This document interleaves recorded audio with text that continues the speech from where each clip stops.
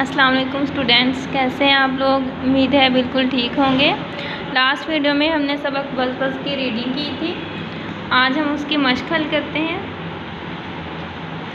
ठीक है, सबसे पहले इसके सवाल जवाब देखते हैं। सवालात के जवाब दें। ठीक है, साद और शहद की मक्खी की गुफ्तगू फ़र्ज़ी है या हकीकी। ठीक है, फ़र्ज़ी जो बात हम लोग सिर्फ फ़र्ज़ कर लेते हैं, किसी को ख्याल करके उससे गुफ्तगू करना, ख़्याल में किसी से गुफ्तगू करना उसे फ़र्ज़ी गुफ्तगू कहते हैं। और हकीकत में किसी के साथ बात करने को हकीकी गुफ्तगू कहते हैं। ठीक है, इसलिए शहद की मक्खी जो है वो बोल तो नहीं ना सकती, हमारे साथ बात नहीं कर सकती, इसलिए साद ने जो शहद की मक्खी के साथ जो गुफ्तगू की थी वो फ़र्ज़ी थी। ख़ुद से उसने अपनी सोच के तहत अपने ख़्याल में वो गुफ्तगू की थी।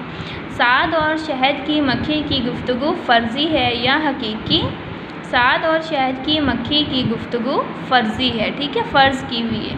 फिर है, शहद की मक्खियाँ किसके रस से शहद बनाती हैं। शहद की मक्खियाँ किसके रस से शहद बनाती हैं। हमने लेसन में पढ़ा था ना कि शहद की मक्खियाँ फूलों के रस से शहद बनाती हैं। ठीक है, बहुत सारे फूलों का जो रस है वो इकट्ठा करती हैं और फिर उससे वो शहद बनाती हैं। मक्खियाँ तैयार शहद को कहाँ रखती हैं। मक्खियाँ जो शहद तैयार करती हैं वो उसे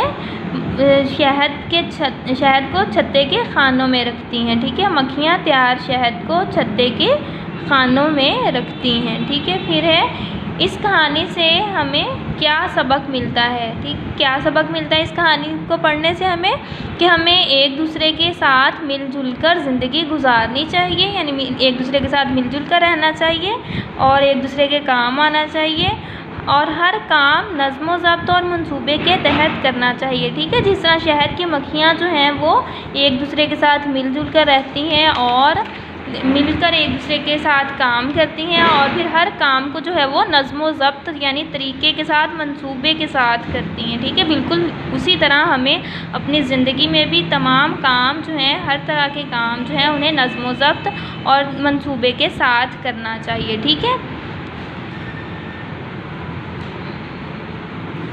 फिर है, शहद बनाने का अमल अपने अल्फाज में बयान करें। अब आपने इस कहानी को जो अच्छे तरीके से पढ़ा था, आप लोगों ने इसको फिर से पढ़ना है और शहद बनाने का जो अमल है आपने उसको अपने अल्फाज में लिखना है। ठीक है, इसको अच्छे तरीके से इस कहानी को पढ़ लेना है और फिर इस सवाल का जवाब आप लोगों ने ख़ुद से लिखना है अपने अल्फाज में। ठीक है, 3 से 4 लाइन्स में आप लोग लिख सकते हैं, इसको शॉर्ट करके अपने अल्फाज में लिखें।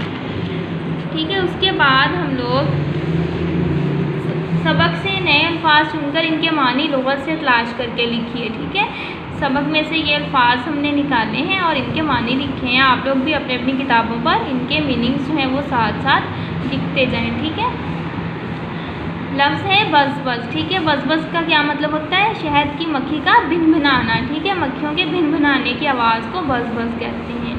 फिर है, रियासत। रियासत कहते हैं मुल्क को, मुमलिकत को। ठीक है, फिर है, निगरान। निगरान होता है मुहाफ़िज़, हिफाजत करने वाला या फिर निगहबान। ठीक है, मुत्तहिद होता है मिलकर या इकट्ठे होकर रहने को, मुत्तहिद होकर इकट्ठे होना या मिलकर रहना। फिर है, नमूना। नमूना कहते हैं दिखाने की चीज़ को, नकल को भी कहते हैं और मसल को भी कहते हैं। ठीक है, मतलब मिसाल जो होती है किसी चीज़ की उसे भी नमूना कहते हैं, नकल को भी कहते हैं और दिखाने की चीज़ को भी कहते हैं। ठीक है, दिखाने वाली चीज़ जो होती है उसे भी नमूना कहते हैं। सैंपल दिखाना जिसे हम कहते हैं, मॉडल, सैंपल। फिर है, नए अल्फाज जो दिए हुए हैं उनको आपने जुमलों में इस्तेमाल करना है। यही वाले नए अल्फाज जो हैं वो आपने जुमलों में इस्तेमाल करने हैं। बज़ बज़, मक्खियाँ बज़ बज़ करती हैं। ठीक है, बज़ बज़ का जुमला हमने क्या बनाया, मक्खियाँ बज़ बज़ करती हैं। आप इसके अलावा कोई और भी जुमला बना सकते हैं। रियासत, पाकिस्तान एक इस्लामी रियासत है। ठीक है, पाकिस्तान एक इस्लामी रियासत है। ठीक है, फिर है, निगरान। मलका मक्खी छत्ते की निगरान होती है। ठीक है, मलका मक्खी छत्ते की निगरान होती है। फिर है, मुत्तहिद। हम सबको मुत्तहिद होकर काम करना चाहिए। ठीक है, हम सबको मुत्तहिद होकर काम करना चाहिए। फिर है नमूना, शहद की मक्खियों की ज़िंदगी नज़्म व ज़ब्त का नमूना है। ठीक है, शहद की मक्खियों की ज़िंदगी नज़्म व ज़ब्त का नमूना है। ठीक है, ये जुमले हमने लिख लिए हैं। आप लोग भी अपनी अपनी किताबों पर साथ साथ जुमले लिख लें और अल्फाज के माने भी लिख लें। और इन जुमलों के अलावा आप लोग खुद से कोई और जुमले भी बना सकते हैं। ठीक है, जो आप लोगों को आसान लगे, लेकिन उनमें ये अल्फाज आने चाहिए। ठीक है, अगले पेज पे आ जाए, पेज नंबर 42। अल्फाज बनाइए। ठीक है, ये हमें एक पिक्चर दी हुई है, तस्वीर दी हुई है, लिखा हुआ है मुअम्मे से ये अल्फाज तलाश कीजिए। मुअम्मा कहते हैं पहेली को। ठीक है, या उलझन, मतलब कि ये उन्होंने हमें एक पहेली दी हुई है, हमने इसमें से अल्फाज जो हैं वो ढूंढ के लिखने हैं। ठीक है, अल्फाज ऊपर बताए हुए हैं, इनमें से इन जो है हरूफ अलग अलग दिए हुए उनको मिलाना है और अल्फाज बनाने हैं। ठीक है, हरूफ को मिलाकर अल्फाज बनाने हैं। ठीक है, हरूफ को मिलाकर हमने अल्फाज बनाने हैं। ये अल्फाज दिए हुए हैं और ये हरूफ हैं। फूल, फल, शहद, रस, मक्खी, काम, सवाल, अमल, बिल्ली, मानो, खुश और वक्त, ये अल्फाज दिए हुए हैं। ठीक है, अब ये वाले जो हैं ये हरूफ हैं, हमने इनको मिलाकर अल्फाज बनाने हैं। अब हम ढूंढते हैं, सबसे पहले है फूल। ठीक है, फूल कैसे बनेगा? पे दो चश्मी है। ठीक है, और उसके साथ हमने वाव को मिला दिया और वाव के साथ हम लाम को मिला देंगे तो क्या बन जाएगा? फूल। ठीक है, फिर है फल। फल कैसे बनेगा? पे दो चश्मी है और उसके साथ हमने लाम को जोड़ दिया तो क्या बन गया? फल। ठीक है, इसलिए हम इसको ऐसे सर्कल कर देते हैं। ठीक है, उसके बाद है शहद। शहद कैसे बनेगा? शहद के लिए हमें शीन, हे और दाल, शीन, हे और दाल। ठीक है, इसको इसके साथ ऐसे मिला देंगे। ठीक है, शहद बन गया। ये तीनों हरूफ को मिलाया तो शहद लफ्ज़ बन गया। फिर है रस। ठीक है, रस के लिए रे और सीन। ठीक है, रे और सीन को मिला के रस बन गया। उसके बाद है मक्खी। क्या है? मक्खी। मक्खी कैसे बनेगा? मीम, काफ, हे और छोटी ये, मक्खी। ठीक है, इसको हमने ऐसे सर्कल कर दिया, लाइन लगा ली। फिर है काम। काम कैसे बनेगा? देखिए, इसमें से आप लोग खुद भी ढूंढें कैसे बनेगा। देखिए, काफ, अलिफ और मीम। ठीक है, काम बन गया। अब बाकी के जो अल्फाज हैं वो आप लोगों ने खुद से इसमें से ढूंढ के जो है वो बनाने हैं। ठीक है, इन हरूफ को मिलाकर आप लोगों ने ये अल्फाज बना देने हैं। ठीक है, फिर अगला सवाल देखें, यह है अमली सरगर्मी। जिस तरह सात और शहद की मक्खी के दरमियान गुफ्तगू हुई, आप भी इसी तरह किसी चीज़ या जानवर का फ़र्ज़ी या किसी इंसान का हकीकी इंटरव्यू ले सकते हैं। मतलब आप लोग किसी जानवर या किसी चीज़ के साथ फ़र्ज़ी तौर पर गुफ्तगू भी कर सकते हैं और उसको भी लिख सकते हैं, या फिर हकीकत में किसी इंसान के साथ गुफ्तगू करके उसको भी लिख सकते हैं। ठीक है, मतलब किसी का इंटरव्यू ले सकते हैं। पहले आप अपने किसी साथी का इंटरव्यू लीजिए। इंटरव्यू के लिए कुछ अहम सवालात फराहम किए जा रहे हैं, मतलब दिए जा रहे हैं, बताए जा रहे हैं, और कुछ सवाल आप खुद से सोचिए। ठीक है, ये सवाल कुछ दिए हुए हैं, ये आप लोगों ने अपने किसी साथी से इंटरव्यू लेते हुए पूछने हैं। मतलब कौन कौन से सवालात हैं ये?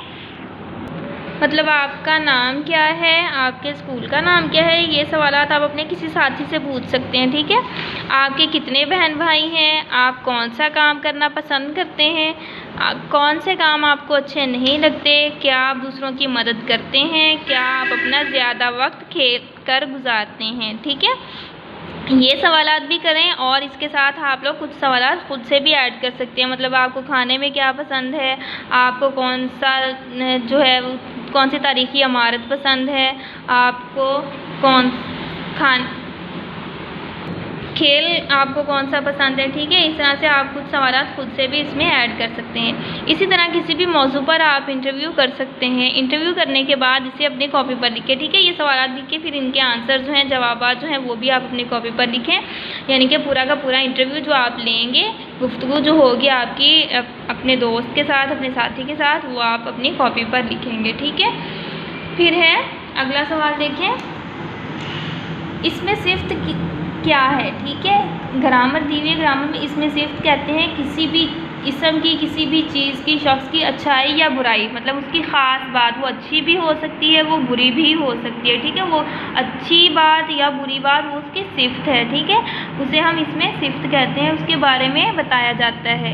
इसमें सिफ्त में किसी इसम की अच्छाई या बुराई के बारे में बताया जाता है, ठीक है। कोई भी उसकी खूबी हो सकती है, कोई भी उसकी बुराई हो सकती है, अच्छी बात भी हो सकती है और बुरी बात भी हो सकती है। कहानी में से इसम सिफ्त ढूंढ कर लिखिए, जैसे मीठा रस, ठीक है। और कौन कौन से इसमें सिफ्त थे, उसमें खुशगवार माहौल, मीठा रस, मीठा शहद, मीठा रस, फालतू पानी। इसके अलावा आप लोग और भी ढूंढ के लिख सकते हैं, ठीक है। आप लोगों ने सबक में से ढूंढ के बाकी जो है वो भी लिखने हैं, ठीक है। इसके अलावा सबक के अलावा भी आप लोग जो हैं वो अपनी कॉपी पर, रफ कॉपी पर इसमें सिफ्त जो है वो लिख सकते हैं, मतलब ज़हीन, तालिबे इल्म, मीठे आम, खट्टे अंगूर और ऊंचा पहाड़, गंदा पानी, ठीक है। इसके अलावा इस तरह आप लोग इसमें सिफ्त जो है वो ढूंढ के लिख सकते हैं। फिर है शहद की मक्खी के हालात ज़िंदगी के बारे में अपने अल्फाज में एक पैराग्राफ लिखिए और तस्वीर भी बनाइए, ठीक है। आप लोगों ने शहद की मक्खी के हालात ज़िंदगी यानी कि उसकी ज़िंदगी के हालात जो हैं कि वो किस तरह से ज़िंदगी गुजारती है, किस तरह से शहद इकट्ठा करती है, रस इकट्ठा करती है, फिर उसको शहद में तब्दील करती है, उसको शहद को छत्ते के खानों में महफूज करती है, वो सारा कुछ आप लोगों ने इस पैराग्राफ में लिखना है। और इस वाले बॉक्स में आपने शहद की मक्खी की तस्वीर भी बनानी है, ठीक है, अच्छी करके नीट करके बनानी है और इसमें कलर भी करने हैं, ठीक है। इसकी मश्क जो है वो हल हो गई है। अब आप लोगों ने इसकी मश्क जो है वो अच्छे तरीके से याद करनी है और अपनी अपनी बुक के ऊपर भी साथ साथ सॉल्व कर लें, ठीक है। अल्लाह हाफिज़।